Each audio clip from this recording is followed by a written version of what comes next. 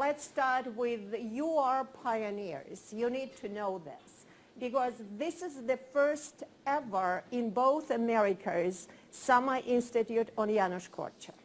So you should feel proud of yourselves. You are really the first of the first.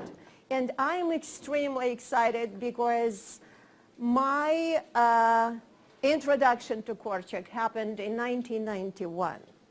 So it has been a long way, as you can imagine, and I would never at the time imagine that this is it. I would have a North American Summer Institute on Korczak. Would never dream of that. But it's happening. So I guess, as Korczak said, dare to dream, something come of it.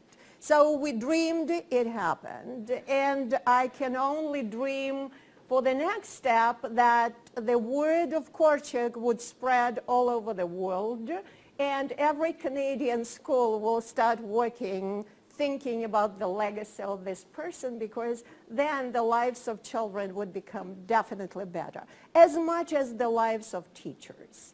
So our first hour is mostly introductions and questions, if you have any. And by 11, there will be more people here, because at 11, Lieutenant Governor, Her Honor, is coming to greet you. And that is, again, a very pioneering step, if you can imagine. And there will be a few greetings from the President of Korczak Association of Canada and also Dean of Faculty of Education. And then we'll have lunch at 12, and then there will be classes per se, okay? So as for now, we can dance and sing and enjoy ourselves. So what I suggest, first, I put my CV on Canvas. Did everyone have a chance to see Canvas? Yeah.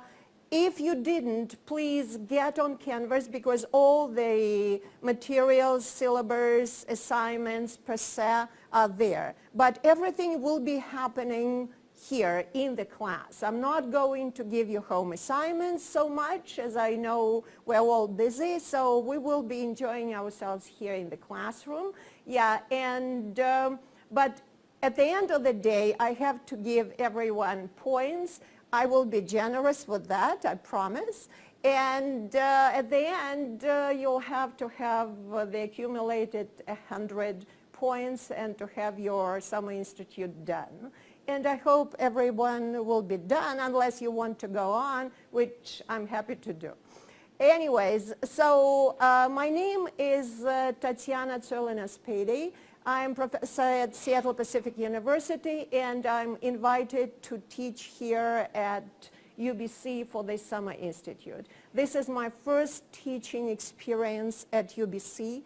I can say I love Canada. So since that time, from 1991 until today, I'm an avid follower of Korczak, and there's so much depth in his legacy and his pedagogy that I never stop learning. And I can tell you I'm still at the beginning. So my word to you is we would never learn everything during these 2 weeks, but we will approach. And Korczak is like an open door. You have to come in, but there's plenty behind the door, and you'll need to go through this. Because of the courtesy of Korczak Association of Canada, you have the books. The books are the first edition of the selected works of Korczak, that is 2 volumes.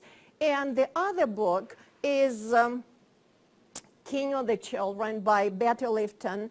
And Betty Lifton is the best biographer of Korczak. She was American. I managed to meet with her in person in 1995. She was an incredible person, quite a character. She did a really fundamental study of Korczak. She worked in archives in Israel, in Poland, elsewhere in America, and the book is really well written. I certainly recommend it, and it's really a great book. So these 3 books were republished because of Korczak Association of Canada, which is great by itself. and you get them for free, so please consider reading, okay? In your folder, you have PowerPoint presentations, the slides, and the schedule for the first, I'll get it. For the first day, if we manage to go through all this today. And if not, we'll follow tomorrow, right? And you don't have to read all of those. If you can take the first, which is the schedule, right? And I want just to give you a few ideas of the first. So we will have, as I said, it's a very unusual, could you please write down your name as this one? Yeah, just like that. So it's a very unusual class. We're having 19 people. It says they are 16, but under one we have 3, yeah? So we're having international and it's on the first page, yeah? We're having national and international speakers. We're having a real incredible group. This is all because of the courtesy of Janusz Korczak Association of Canada. And it's President Jerry Nussbaum who is covering the expenses of international speakers. So you'll have a chance to meet with really exciting and incredible people. Not only internationally, but professionals from Montreal. So you name it, we'll have it all.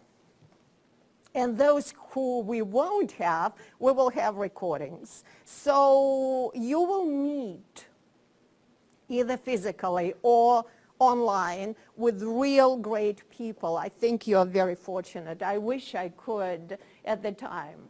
So if you have questions about this part, so we have the schedule for every day and you can check it. You can then verify whether I was very accurate or not. Maybe not, because with time it's always difficult. But we will be flexible, and I said it won't be boring, I hope. Because I think a boring teacher is the worst possible scenario. And I don't wish you to have boring people around, and I'm sure it won't be. So you have all these postings about Korczak and his words and his ideas and the articles from the Convention on Children's Rights. We will be talking about it today and all the days. As for now, I think I said more than enough. The last thing, all my life, I was working as a university professor. I was writing a lot, so I have 21 books published and over 50 papers in peer-reviewed journals and chapters, etc. And I was presenting in many, many conferences and was invited as a speaker to different countries. Because of my American husband who wanted me to have in the U.S., I moved to the United States, to Seattle in 2007. So it's practically only 12 years in July, in August, yeah. So almost 12 years, and because of that, I had to restart my career at a certain point in life. I can say it's not easy. And I do miss the language and the culture and the friends. And mostly I miss my students who, you know, during the years, I lived within 10 minutes walk from the university. So it's like you go out and every second person is either your student today or yesterday or the day before yesterday. And I still keep in touch with many of my students. Yeah, that was a blessing of my life. I think my students, that's really incredibly exciting to have all these people who all of a sudden out of the blue on Facebook, you know, befriend you and then say, oh, you know, I remember one girl gave birth to the 3rd child and posted Korczak poster saying, I'm so grateful you made me know him, and from that moment on I learned so much, and I'm raising my children in accordance with his ideas. Gosh, it was really my day. So anyways, that's my life, and I'm really happy it's happening today. I think I said enough, and now let's get back to you. I'm really excited to have all of you as students, participants of this class, and I would love you to say maybe each 2 or 3 minutes about yourself and why you are here. Okay, who would like to start? Yeah. Who? Please. I'm going to just turn slightly. Sure. And you say your name the way you want it to be pronounced, because I have mine like Titanic, Tatania, Tananya, so it is Tatiana. But if you can't pronounce it, it's okay. Okay, my name is Sabrina. I'm actually here on behalf of Society for Children and Youth of BC. Our executive director couldn't make it, but I was really excited to come anyway and be part of it. So a large part of our work with Society is through our legal center, and this provides legal representation for children with respect to family law, child protection, discrimination, and things like that. But we also really have a good youth engagement program through our child-friendly neighborhood. So we have a project coordinator who works with schools to basically have the children say in how the city should be built, which was really exciting. We just finished our Urban Explorers project, and the kids from different schools were able to present their models to city planners, and that was really exciting. I work in administration there, but I kind of like just try to flex in all sort of different positions based on what everyone's needing for the week. But I am looking at a career in counseling, and I do all the initial intakes there too, so there is quite a bit of interaction. Okay, welcome Sabrina. Next, yeah. Mm-hmm. So hello everybody, my name is Yue Chen, but you can also call me Alice because it's easier for you guys to like pronounce. No, what you prefer? Alice. Alice is okay? Alice. Okay. So I'm originally from China. I used to be a teacher, college teacher in China, and then I moved to BC for, this is my 6th year staying here. And then I'm doing my master's degree in UBC and my major is early childhood education. I'm also working full-time as a ECE teacher, and I'm also designing curriculum for daycares. Thank you. Amida? Well, my name is Amida, and it's written with an H, but you don't pronounce the H. I'm from France, actually, originally, but I've been in Canada for many, many years. I did live in the States, actually, for 2 years in San Francisco. And I'm a teacher for the Francophone School Board. My school is actually in Vancouver. I'm mostly in guidance counseling now, but I taught different subjects, French, IB, and theory of knowledge.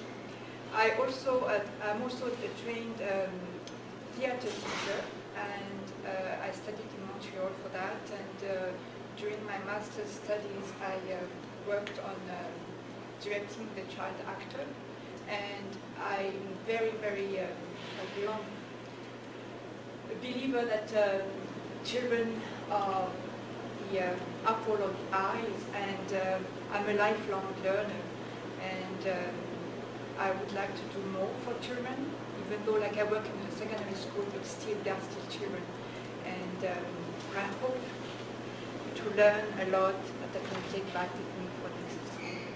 Okay, thank you, Amida. Jane? My name is Jane.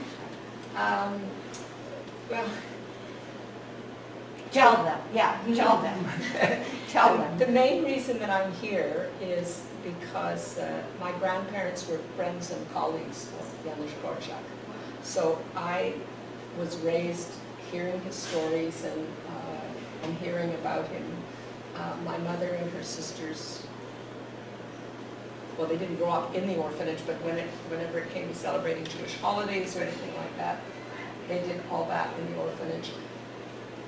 And I love the stories. I love Kru Maciusz. So I grew up with those ideas. I also was a teacher. I taught drama and education at UBC years ago, and mainly I taught in the theater department at Studio 58 at Langara College, so I taught acting. And I think that in some, without even knowing it, I used his philosophy as the basis of the way that I taught and the way that we raised our daughter and everything. But I've never studied his writing. So when I heard that this course was being offered, I thought, I've got to come, I have to dig in, I have to actually learn. And also I don't learn very well on my own. I learn much better with people. So that's why I wanted to take this course, because I think I have masses and masses to learn. Excellent. Thank you. Hi, my name is Thaisa.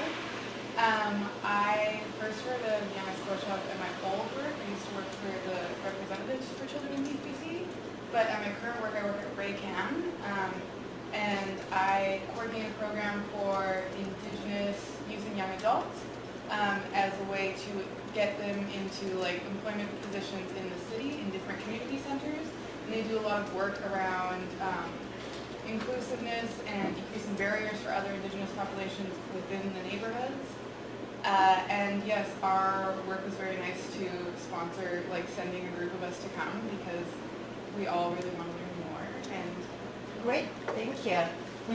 My name is Claire. I work closely with Thaisa at RayCan and as well at Britannia Community Center.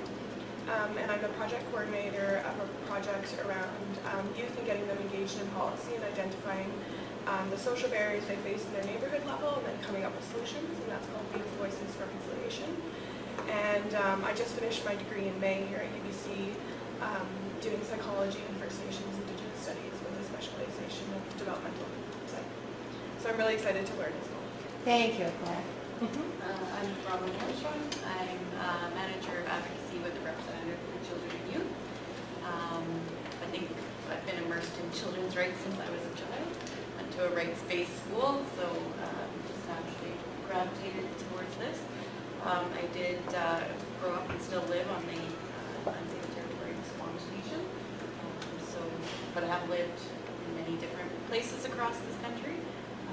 So sort of bring a different lens in terms of children's rights in action, mostly within the child welfare system, but also within other education systems. Thank you.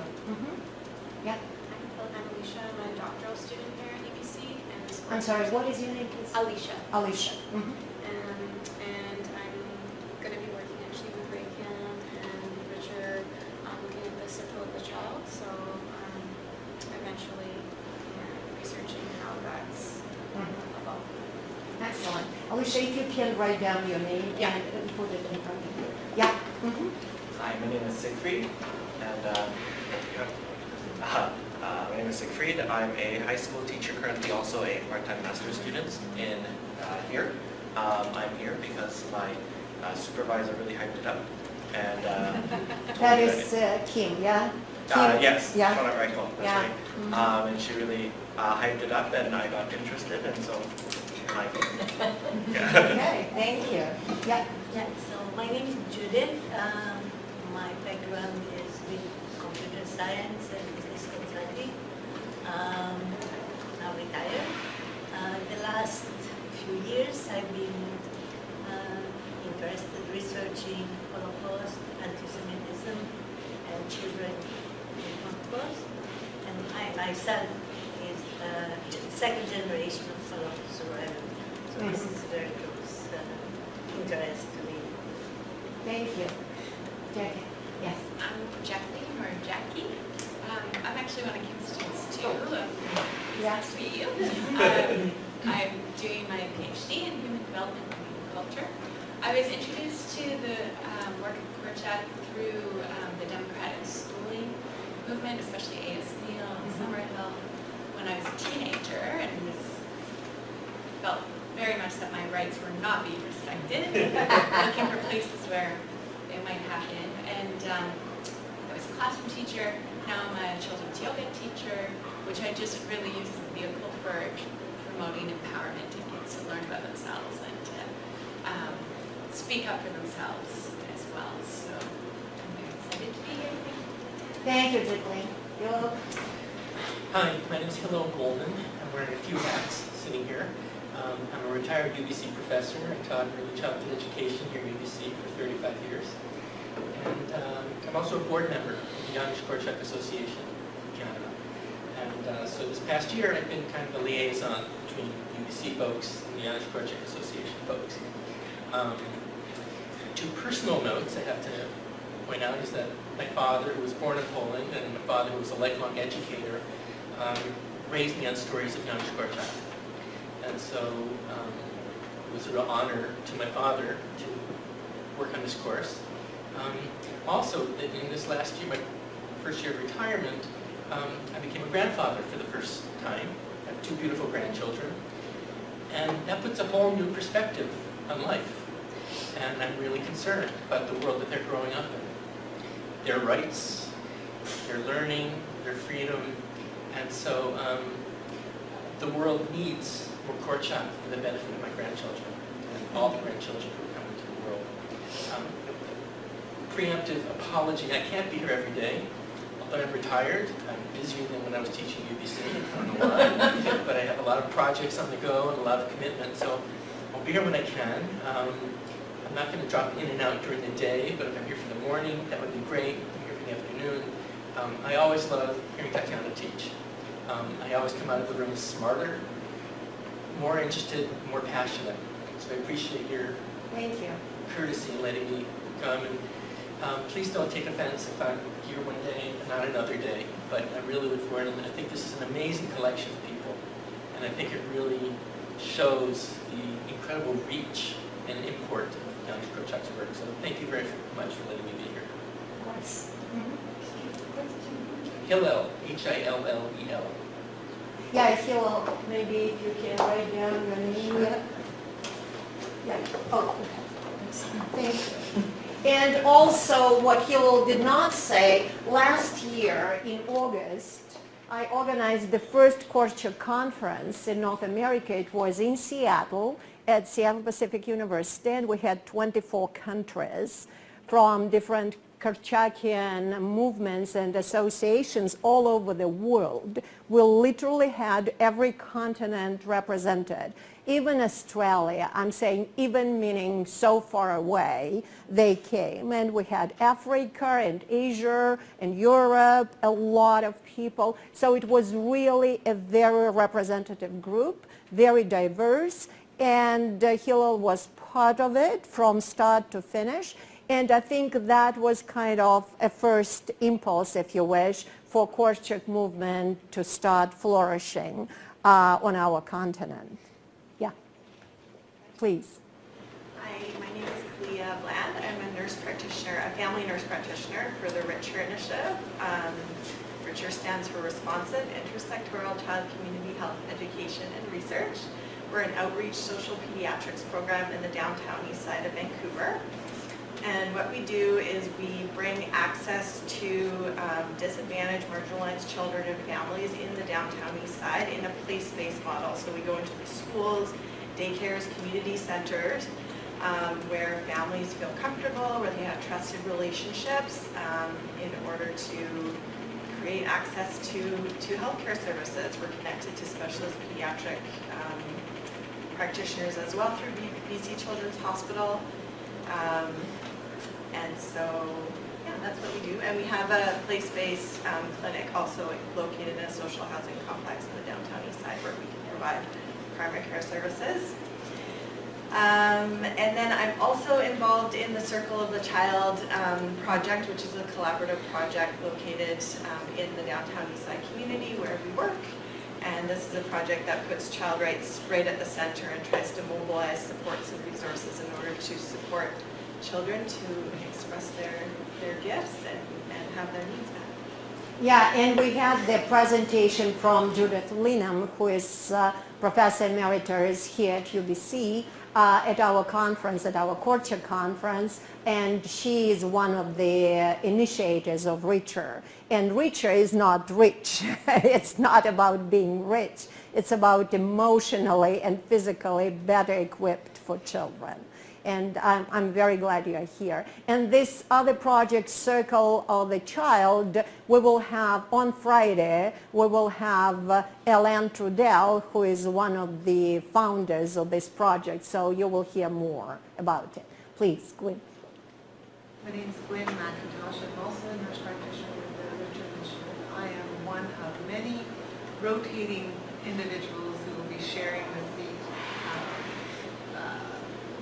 due to our scheduling and so on. I can't attend the attending session, but I'm so honored to be here for the opening day, where we get to have that intro and set the tone for what the learning will be. Wonderful. Thank you so much. I'm really thrilled to have all of you here. And what I promised Jerry to do, Jerry Nussbaum, who is president of Janusz Korczak Association, that is to practice pronouncing the word Janusz and then Korczak. Because whatever it is pronounced in this hemisphere, it's always wrong. So, so let's try it together. Janusz Korczak. Korczak. Okay? So since that moment on, we will be correct with pronunciation. So let's go back to what we have 20 minutes, and we can either start with the PowerPoint, which I prepared for you if you wish. Yeah? Because we will start talking about Janusz Korczak. This little girl, I will talk about her because she's very special in my life.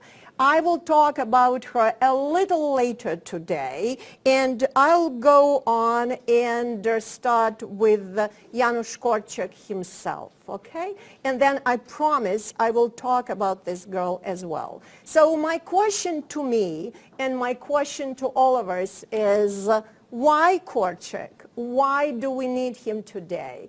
There's Pestalozzi, there's Montessori, there are lots of them, real great names, well known. Why Janusz Korczak? So I want to give you a few ideas, share his life with you, and then you decide for yourselves. You have this PowerPoint printed out. You have it in your folder. So you're welcome to make notes right on the paper print or in your notepads or anywhere you prefer, okay? So these are the actual words from Janusz Korczak. The lives of great men are like legends. They're difficult but beautiful. And he is the one who is actually a symbol of this difficult but beautiful life. And the stone which you see is actually the stone from Treblinka. Have you heard about Treblinka? That was a concentration camp for Jewish people, and that was actually the extermination camp. So people were brought in and end up in gas chambers. Korczak and the children says in Polish this stone. In Treblinka today, and Treblinka is the name of a small place where the camp was built. Treblinka today is 17,000 stones. And on the stones, there are names of the places from which Jews were brought in and never left. And there's only one, think of this, there's only one which says Janusz Korczak and the children. And this is a huge honor and huge remembrance that out of many, many unnamed, because we cannot restore every name of those who perished there, but these names, and this name in particular, Janusz Korczak, stays forever. And that's the stone, and that's much bigger than all other stones. To remember 192 children, 8 staff members, and Korczak. And very often, more often than not, Korczak is known only as a person who refused to flee the concentration, the ghetto, and he could many times, and he was offered this opportunity, but he stayed with the children. And his first march through Warsaw is always shown as a very heroic act. I want to put an end to this legend, It was not heroism. It was the logical end of the life of the person, and the whole life was heroic. The whole life was commitment to children. And the end of it was a logical end. Can you imagine a mother or a father who would say, goodbye, kids, you go to guest chambers and I'm leaving? Can you? No, you can't. Korczak considered 192 children as his own children. Can you imagine someone saying goodbye to 192? I'm surviving because I can and you can't? No, of course not. And that was Korczak. So this legend, which stays, which is kind of beautiful for movies, for theater productions, you know, to show a man who would say, no, there's a legend that right on the platform at the train station, an SS officer approached him with the words, are you the author of those famous children's books? They were read to me when I was a child, because he was a famous writer as well. And Korczak said, yes, I am. And the SS officer said, you may stay. And Korczak said, and the children should go.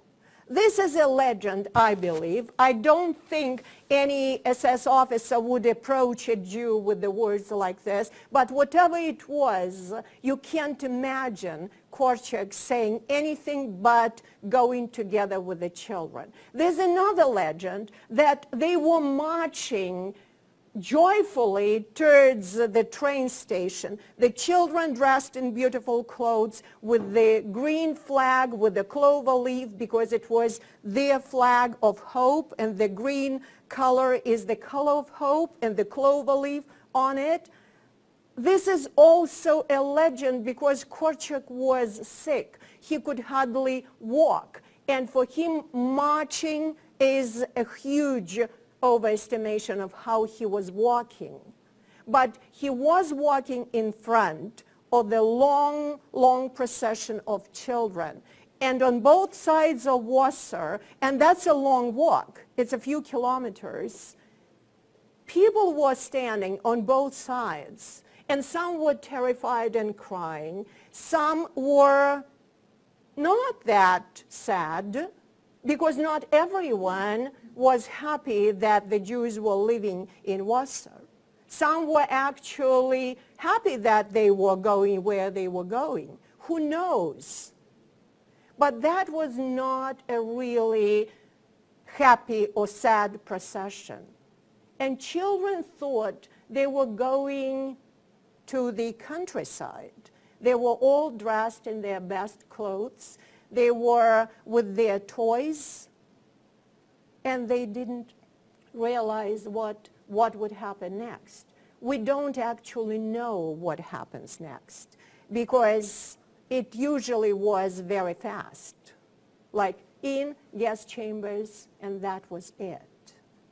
We will have a few presenters later during these 2 weeks, and one of them actually researched Treblinka concentration camp, and she would talk more about it. For me, I can tell you truthfully, once I had an opportunity to visit, and I declined it, because I thought for the rest of my days I wouldn't be able to sleep, seeing and actually experiencing. Maybe it was, cowardly of me, I don't know. I just didn't feel emotionally prepared to see it. So what I'm saying from the books and research. I haven't seen it in person. So what we're going to talk about is mostly Korczak biography. He himself, in his Ghetto's diary, which he wrote in 1941-42, mostly 42, in the Warsaw Ghetto, he split his life into 7 years periods. Amazingly enough, he was 63 or 64. I'm saying or because the date of birth is not known to this day. His father did not put together his birth certificate properly. So he was either born in 1878 or 79. Can you imagine this? And the father was a lawyer. So anyways, we don't know exactly. So he was either 63 or 64. Those of you who are very young, and most of you are very young in comparison, but I can tell you when I think today about 63, I would never say a person at 63 is very old, would you? So Korczak is writing about himself as a very old man. And I look back at my childhood. I had an incredible first-year school teacher, and when I came home from the first day, my parents said, so how did you like the teacher? And I remember to this day, I said, oh, I loved her, but she's so old. Looking back, I can tell you she was 38. In comparison with 7, 38 is old, right? In comparison with all the kids who he had as his chargers, and they were from 7 to 14, he was an old man. And he was sick, and of course physically undernourished, and emotionally sick and disturbed. But he's writing in his ghetto, in his ghetto diary, I as an old man.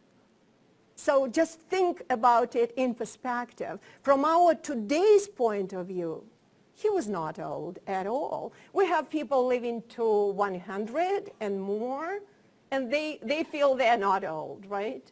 So we're talking also today about lessons to learn from Korczak and his legacy, and also the Korczakian movement, which is happening, as I said, all over the world. So the first ever when he was born and what was happening. I put these pictures.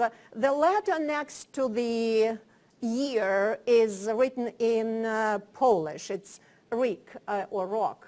I'm not sure. That's the word year. So 1870, you see R next to it. It's from Polish. So I'm giving you pictures of Warsaw. That's home city where he was born, for you to see what it looked like and how it looks today almost. I was in Warsaw several times during my life. I can't say I love this city very much. It's definitely not my city, but Korczak loved it. Korczak was born there. Korczak felt like that was his youth, that was his life. And almost all his life, he lived there in the city where he was born. Now, I wanted to quote these words. I'm a Polish Jew born under the Russian occupation. And I want to explain it to you from the historic point of view why he's saying this. Yeah.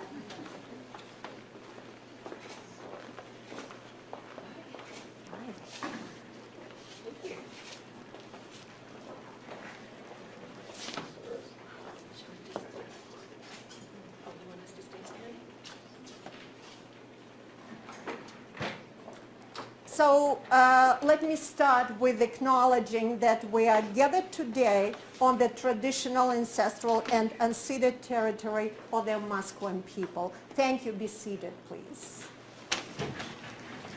And I would like to introduce Dean Frank, who would start our official part of the meeting, please.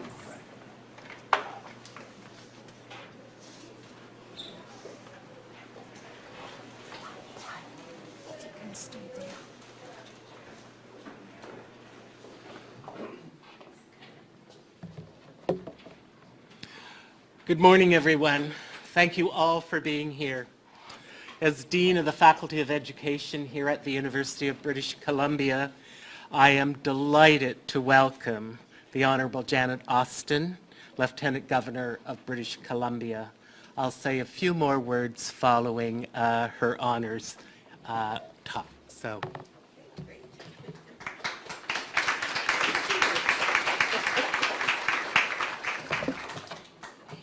Thank you. I guess I don't exactly need that, do I? Anyway, thank you. Thank you very much. Dean Frank, for your kind invitation.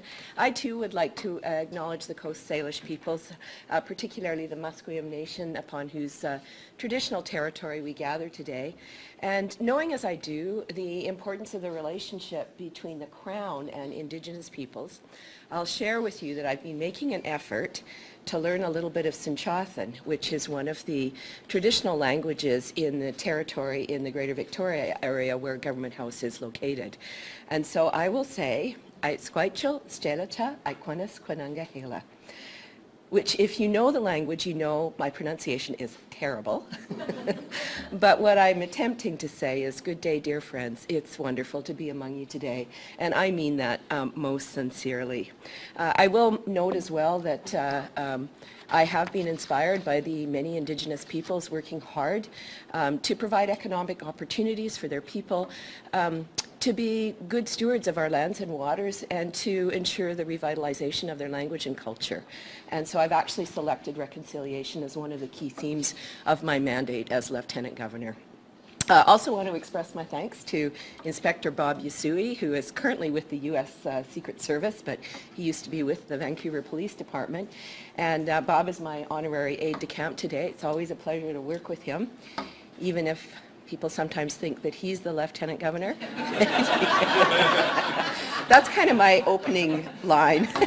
You know, and you'd be amazed, though, how often it happens where I'll go to an event and I've been doing the job for a year, so not everybody knows me that well. But sometimes people will come up to me and say, can we have a picture? And so I get ready to have my picture taken, and then they give me the phone to take a picture of this guy. Anyway. It's partly the uniform, and I do make light of it, but I think it's also partly that people don't always expect to find a woman in this role. So that's worth thinking about. I'm also very grateful to Dean Frank for a very kind invitation to join you today, and also want to acknowledge his exemplary leadership as Dean of Education. He shared with me this morning in a very humble way that UBC education faculty is the #1 education faculty in the entire country of 63, which doesn't surprise me, actually, but nonetheless deserves great credit and congratulations. So could we just give him a round of applause for his really exemplary leadership. So, I will also share that as CEO of the YWCA, my previous role, our organization benefited a great deal from the volunteer service of many of the students of Faculty of Education in our school-based youth programs. And I will say they set an extraordinary standard for volunteerism. And they truly are, I think, exemplars for building of civil society. And I think that's something that they owe a great deal to the quality of the education that they receive here. So for all of you who are involved, I thank you. Those of you who know me, and I see a few familiar faces here, but those of you who know me will know that I've spent a large part of my professional and my volunteer life as an advocate for children, for single mothers and children, and providing services for children. So I've been involved with things like advocating for universal child care, high quality pre and postnatal care for vulnerable populations, for social pediatrics, supporting youth who are transitioning from care, youth programs that address things like cyberbullying, internet safety, healthy relationships, and many others. And we've been privileged to enjoy wonderful partnerships, not only with the Faculty of Education, but with other faculties within UBC, for which I will always be grateful. So when I think of the collaboration between the Korczak Association, so capably led by our dear friend Jerry Nussbaum, and UBC, I feel very strong alignment with the values that I personally ascribe to, and also with the goals that I've set for myself as Lieutenant Governor. So in addition to reconciliation, I've pledged to use my time as Lieutenant Governor to continue to bring profile to many of the social justice issues that I've long been associated with. And of course, the needs and the rights of children will always, always be very high on that list. I want to also applaud the interdisciplinary approach you're taking, and to say how very much my views, My values have been shaped by the work of many distinguished UBC researchers, and I'll include in that the legendary Clyde Hertzman, who I had the privilege of working with on the Council for Early Child Development, and whose groundbreaking work has been so ably succeeded by Dr. Kim Schonert-Reichel. So that group is a group that I've had great pleasure in working with, and I continue to follow and do whatever I can to support what I consider to be truly their splendid work. I'm delighted to see so many distinguished and highly respected names associated with the work of the Summer Institute. I see there was a letter from Hillel Goldman. Is Hillel here? Oh, there you are. And nice to see you. I haven't seen Hillel for years, but it was a real delight to see that you're involved with this, and I wanted to thank you for your leadership and in mobilizing, I think, the UBC community to support the Institute. I'm also very interested to see the involvement of people like Dr. Gilles Julien and Hélène Trudel, whose work I have long admired. I do consider myself to be a proud champion of social pediatrics, not only in my work in the downtown east side with the YWCA, but also through the 6 years that I spent on the board of the Canadian Pediatric Society.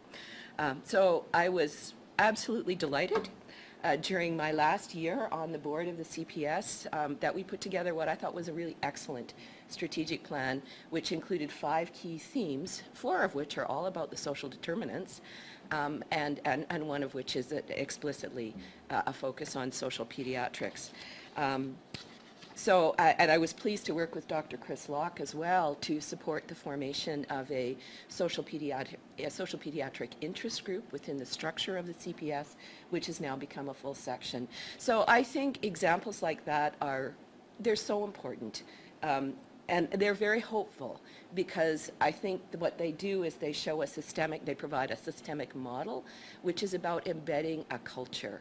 So embedding a culture across the whole pediatric community in the country that recognizes the importance of social pediatrics and supports its execution. I recently had the privilege of hosting the Janusz Korczak Association Awards at Government House in Victoria. We did it last year at the legislature, but I was delighted to be able to host at Government House this year. And hearing from Holocaust survivor and poet Lillian Borax-Nemetz, who joins the Institute's list of distinguished teachers this year. I will honestly say that hers was one of the most moving speeches I think I have ever heard. You know, I was deeply touched by her testament to the humanitarian leadership of Dr. Korczak as seen through the eyes of a child survivor, and those, of course, were her eyes. This extraordinary man who repeatedly refused sanctuary to stay with his orphans when the entire population of his orphanage was sent by the Nazis to the Treblinka extermination camp. And I know this is a story that you all will know very well. You know, this is a visionary who reimagined the relationship between children and adults as fully equal, and whose ideas ultimately shaped the UN Convention on the Rights of the Child, a man whose extraordinary vision was so far ahead of his time that honestly we are only now just beginning to catch up with him. I thought I would just read this one section that he wrote about corporal punishment, which I find extraordinary, particularly given the time in which it was written. So it is this. And I apologize if you're all so far ahead of me that you know this much better than I. But in what extraordinary circumstances would one dare to push, hit, or tug an adult? And yet it is considered so routine and harmless to give a child a slap or stinging smack or to grab him by the arm. The feeling of powerlessness creates respect for power. Not only adults, but anyone who is older and stronger can cruelly demonstrate their displeasure, back up their words with force, demand obedience, and abuse the child without being punished. We set an example that fosters contempt for the weak. This is bad parenting and sets a bad precedent. Now, how clear and sensible that seems when the child is understood to be an equal. Korczak respected and trusted children enough to facilitate their ability to shape their own decisions and their own laws, and to develop the skills to govern themselves wisely. These skills, I think, are required now, really truly more than ever before, as today's children face an accelerating level of change, complexity and pressure that I think is perhaps unprecedented. And also, as we see more broadly, new examples of chaos and dysfunction emerging in systems of governance every day around the world. I think, like many of you, I find myself increasingly concerned about the fragility of democracy, about the erosion of trust in our democratic conventions and the public institutions that support them, about the decline of civility in public and political discourse. And so I feel compelled to use my time in office as Lieutenant Governor to promote active engagement of our democracy and civil society, and to build knowledge and knowledge of the systems and functions of government and skill in governing, perhaps most importantly among young people whom we must rely upon to lead government at all levels in the future. So I'm pleased also to share that as Lieutenant Governor, I'm forming a Youth Advisory Council that will work with me on this democracy initiative and also advise me on other initiatives that I'm taking on. Janusz Korczak was a man of great personal courage. He was a visionary, he was a radical thinker, he was a gentle humanitarian, he was a man of love. He sought a revolution in the fundamental relationship between children and adults, and he understood that such a revolution must begin in our relationships with each other and with the children in our lives, in communities, across social barriers, within families, and between generations. His revolution was based in understanding and respect for the potential of every newborn child and every young child, and the necessity of a community of supportive adults to respect and to nurture that potential. He understood that whoever saves just one child saves the whole world. So together, I think, dear friends, we have many worlds to nurture and to save. To all involved in the Institute, I want to thank you for your absolutely, truly splendid work, and I wish you very best wishes for the Summer Institute. You give me hope for a better world. You really do. Thank you. Hi, Chair.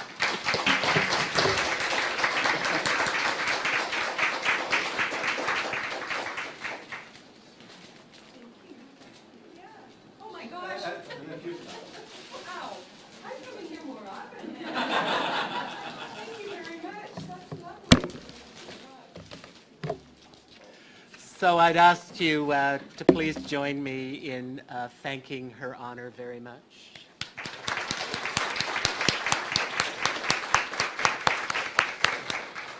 And I want to pass along my personal gratitude for both being here and for the advocacy work you do in your role as Lieutenant Governor here in the province of British Columbia and across the nation.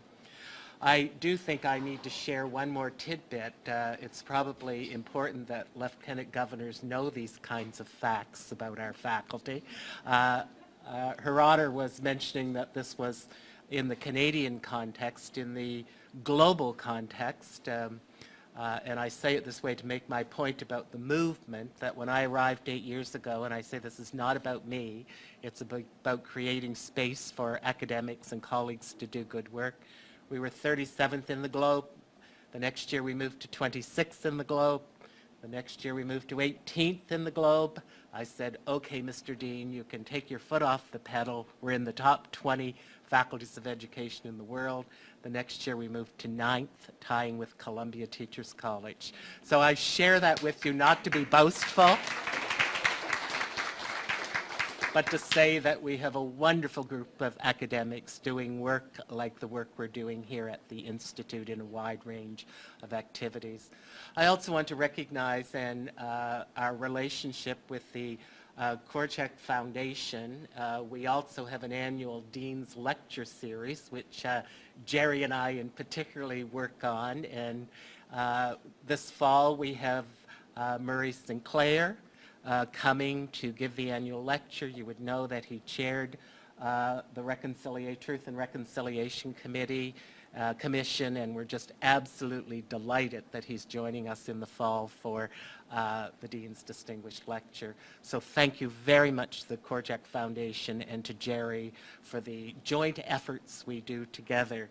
I also now would like to, I want to say one thing, as Her Honor was giving a bit of quote from Dr. Korczak. Let me say one of my favorite: children are not the people of the future, because they are people already. So enjoy your Summer Institute, and let me introduce Jerry Nesbaum to you.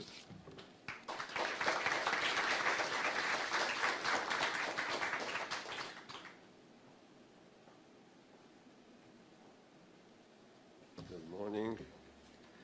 Obviously, it's not going to be such an eloquent speech like... well, that's something... How about now?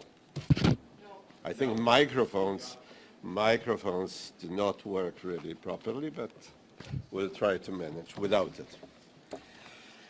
Anyway, good morning and welcome to our distinguished guest, the Honorable Janet Austin, Lieutenant Governor of British Columbia. Welcome to Professor Blair Frank, the Dean of Faculty of Education, Professor Tatiana Cyrilina Spadi, the course instructor, the guest lecturers, some of us are with us today, and all the students and guests. I am delighted to welcome you to this master class, the very first North American course dedicated to Dr. Janusz Korczak and his legacy.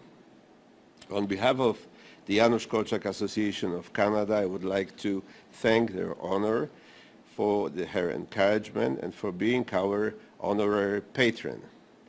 Thank you to Dean Frank for his continuous support and Faculty of Education for co-organizing this course.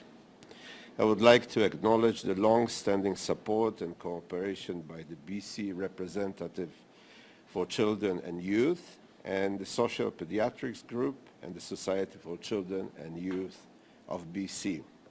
A special thank you to Dr. Cyrilina Spadi for designing the course and to all the guest lecturers for sharing your expertise with the class. The guest lecturers bring with them a whole spectrum of child well-being expertise in the academic and professional fields in Canada and across the world. As president of the Janusz Korczak Association of Canada, I am delighted to see this course become a reality, bringing Dr. Korczak's legacy into 21st century. The struggle for children's rights is an ongoing one and has been for over a century. Dr. Janusz Korczak has been at the forefront of the struggle since the beginning, making essential contributions to its substance and direction. As a child's rights pioneer at a time where these rights were not widely recognized, he believed that children's rights should be universal and should be granted to all children, irrespective of their religion, culture, or place of origin.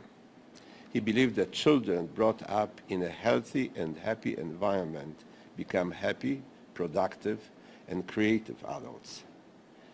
Dr. Korczak is widely recognized as a visionary innovator in his recognition and affirmation of the intrinsic and universal rights of the child, which almost 50 years after his death became embodied in international law in 1989 United Nations Convention on the Rights of the Child. To acknowledge and celebrate his accomplishments in the areas of children's health, education, and children's rights, UNESCO declared 1978 to be the year of Janusz Korczak. Pope John Paul II described Korczak, and here's a quote, as a rare human being, a symbol of religion and true morality. This year marks the 30th anniversary of the Convention on the Rights of the Child, which has been a lifelong vision of Korczak's. Many of Korczak's ideas formed the basis for creating the Charter, leading him to be considered by many as a father of children's rights. But as important as the passing of the Charter clearly was, we as a society must continue the essential work of making its vision a reality and bringing the promise of children's rights to kids at home and abroad. It is my hope that this course can play a role in that work by breathing life into Dr. Korczak's legacy and the ways in which its spirit endures in the efforts that today are at the frontiers of advocacy for children's rights and the work of making them a reality. You will be hearing from incredible series of speakers whose work carries on the essence of Dr. Korczak's legacy. Dr. Janusz Korczak was active in all the fields represented by our lecturers. He was a pediatrician, an educator, a children's rights activist, a writer, and a poet. He was above all a holistic thinker, approaching the well-being of children from a multitude of angles in order to care for the whole child. One of the goals of this course is to capture the essence of Dr. Korczak's holistic thinking by bringing together people who can collectively integrate the range of approaches that are needed to truly stand up for children's rights. Dr. Korczak was much more than a theoretician. For 30 years, Dr. Korczak managed an experimental and very innovative orphanage where he was able to put his theories into practice. In a mindful way, he put the governance of the orphanage into hands of children.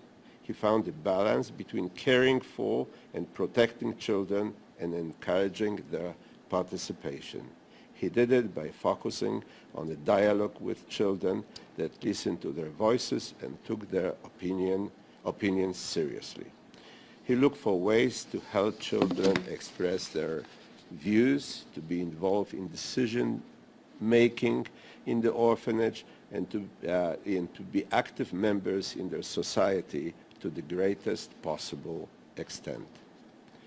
Some of the tools Dr. Korczak developed to facilitate these processes included an entirely child-run system of parliament, a court, and a newspaper, among others, which you will hear about in greater details in this course. Now, almost a century later, we will be hearing about other concrete ways in which children are being put at the center of their own well-being in a way that embodies the essence of Korczak's philosophy and practice. Korczak was motivated by one guiding principle: children need to be respected and loved, and their voices need to be heard. Korczak was a humanitarian, an educator, and a pediatrician. He was a children's advocate, but more than anything else, he was a friend of the children. For the past 2 decades, the Janusz Korczak Association of Canada has been working to promote the legacy of Dr. Korczak, translating his books and writings to make them available to educators and scholars, but most importantly, to highlight the relevance of his works and teachings for confronting current issues in children's rights. Over the past several years, we have organized a series of lectures with the goal of bringing together people from various professions and disciplines who do the work of children's rights to facilitate Dr. Korczak's holistic approach. We're able to bring together pediatricians, lawyers, social workers, and educators around the issues of children's well-being. We organize lectures focused on the rights of Aboriginal children, which is a pressing issue in Canada and in British Columbia in particular, where Aboriginal children make up such a disproportionate part of those in government care. As we co-organized the Summer Institute, inviting leading practitioners and scholars from Canada and around the world, the hope was to take another large step in bringing Korczak's legacy to the challenges of 21st century, at a time when we believe it's more relevant than ever. I'm delighted that you are all here, and I hope that the course will be a big success. Thank you.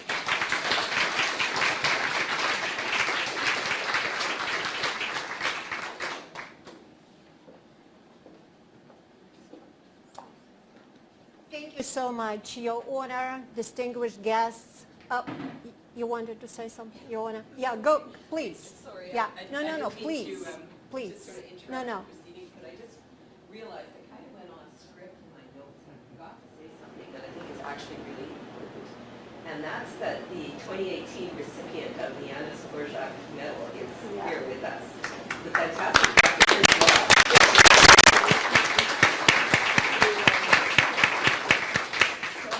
So deserves that acknowledgement, and who is responsible for the fabulous work that the YWCA has done over the years, and also the person I think I mentioned who really led the social pediatric interest group within the CPS. And I've written this in my notes, and I went off script. So I just wanted to correct that and just to say, you know, what a marvelous example of leadership we have in Chris. And also, one more thing to Dean Frank. Take credit for that number 9 in the world. I just can tell that you're never going to be in danger of overdoing it. Just take some credit, you deserve it, right? Yes.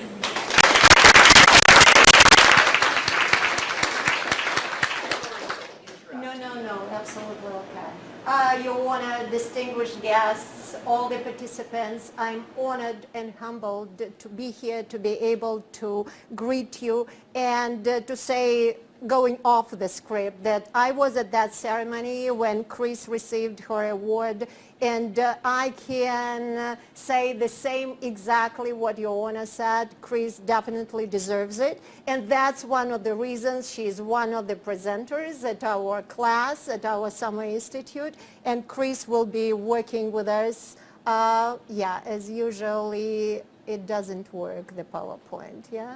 Does it work? Yeah. Work. It should come back, he says. Okay. Please.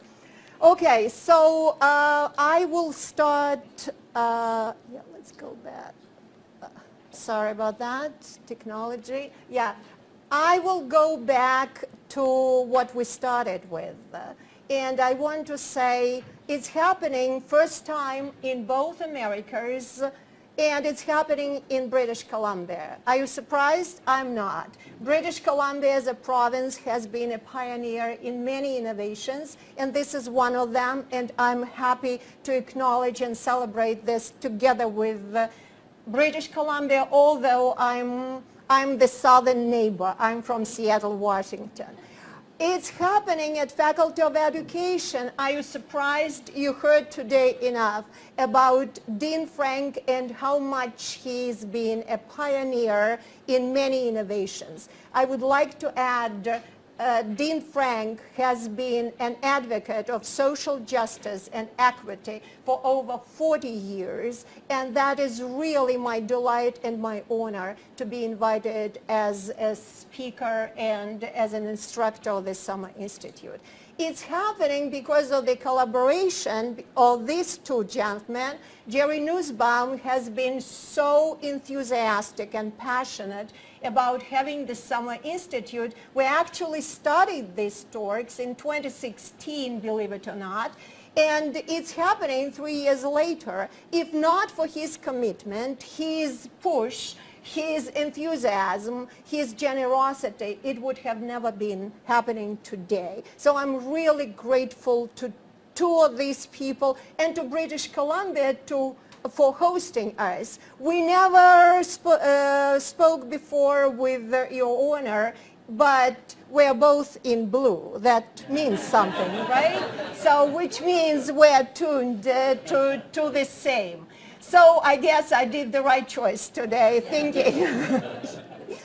So I want to tell you a little, just very shortly, why I came to Korczak and what is really dear to me. And the picture of this little girl, which is again gone, I don't know, I guess something in the stars. This little girl, her name is Anna, and I guess, Michael, if you stay there, that's helpful. Okay, we'll have somebody drop it off at the box. Okay, so When I lived in Russia, and many years ago, and I was university professor at the state university, my students and I were volunteering in the children's hospital, mostly for the children with leukemia at the blood cancer department. And we were doing it because the Chernobyl cloud, as they say, covered part of the Kursk region where I lived, and the number of children with blood cancers was growing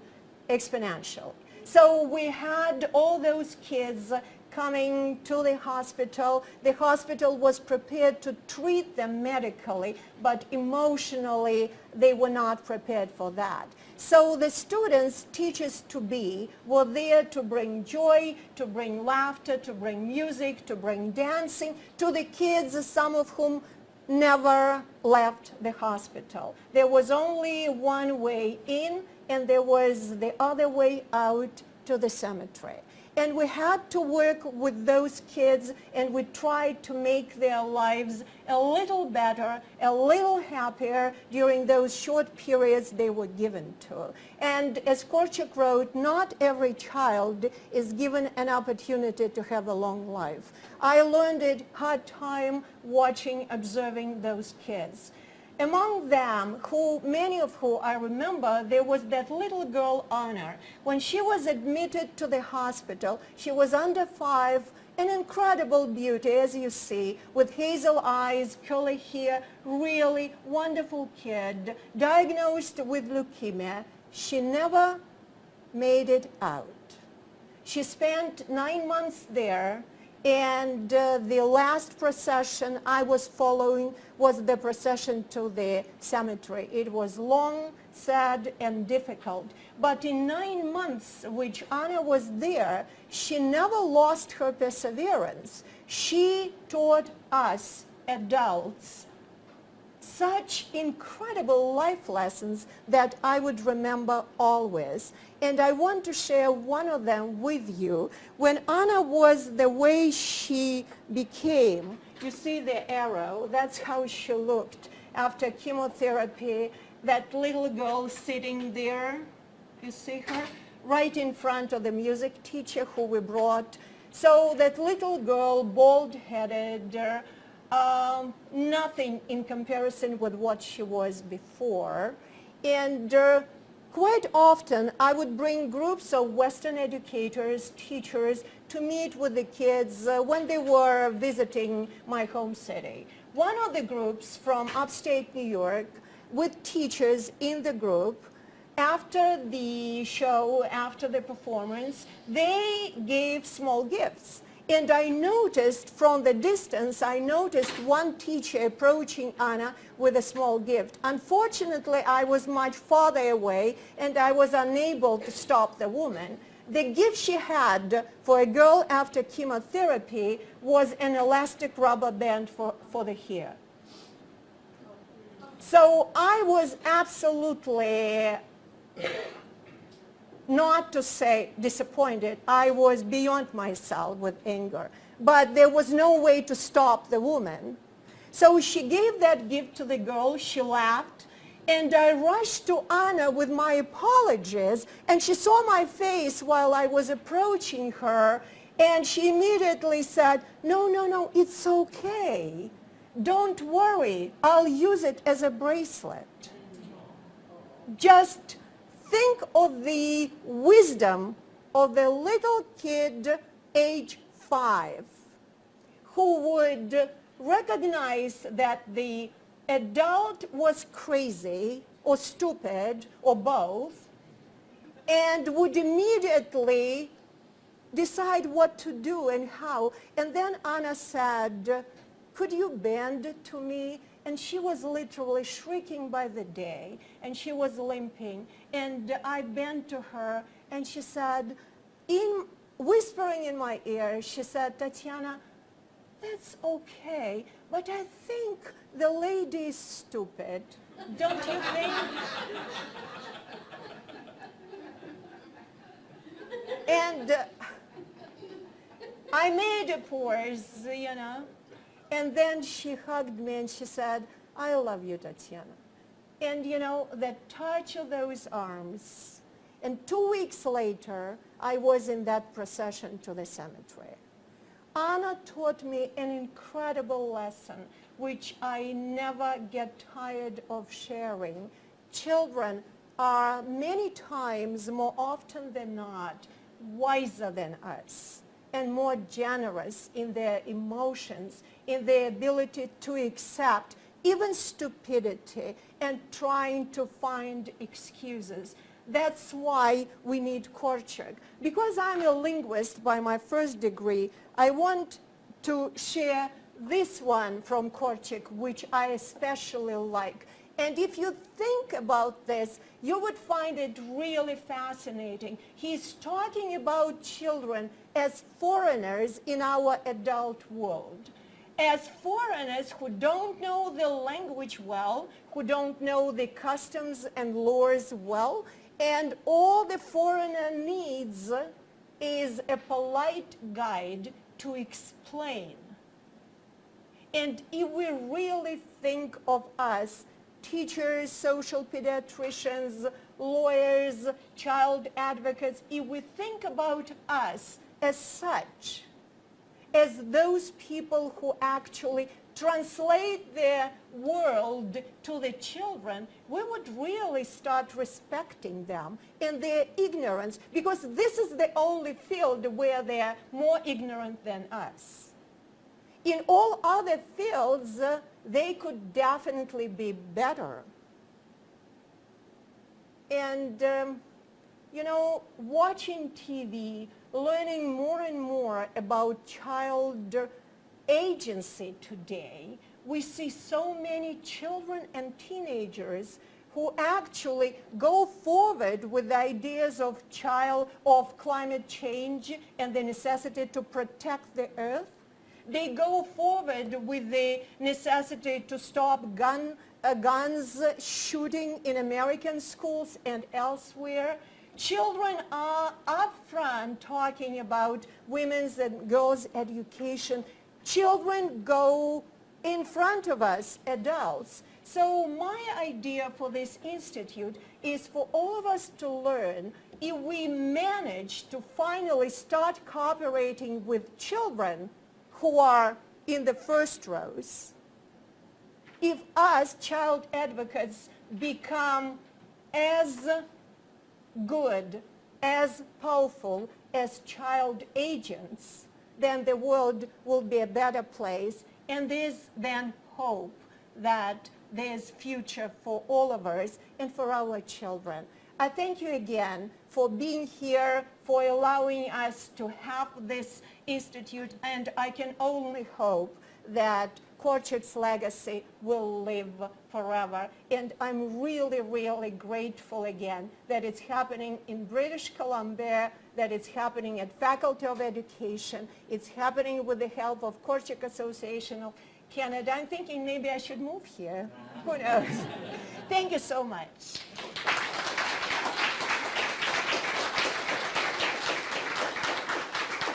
And I guess that would conclude our official part. If you have anything to say, please do so. No, it's okay. It's okay. If not, I guess, yes, please. I also want to offer my thanks to Faculty of Education, in particular the Unit on Professional Development and Community Engagement. They have worked behind the scenes, in front of the scenes, tirelessly. They have worked professionally. They have worked ethically. And I'm just thrilled that with all their efforts, that it's really paid off. So I hope you can pass along my thanks to the PDCE and to your office, to Dr. Mary Bryson, for all of their help in helping this come together. Thank you. And actually, Vanessa is here, so, and yeah. Yeah, okay. Thank you both. Yeah.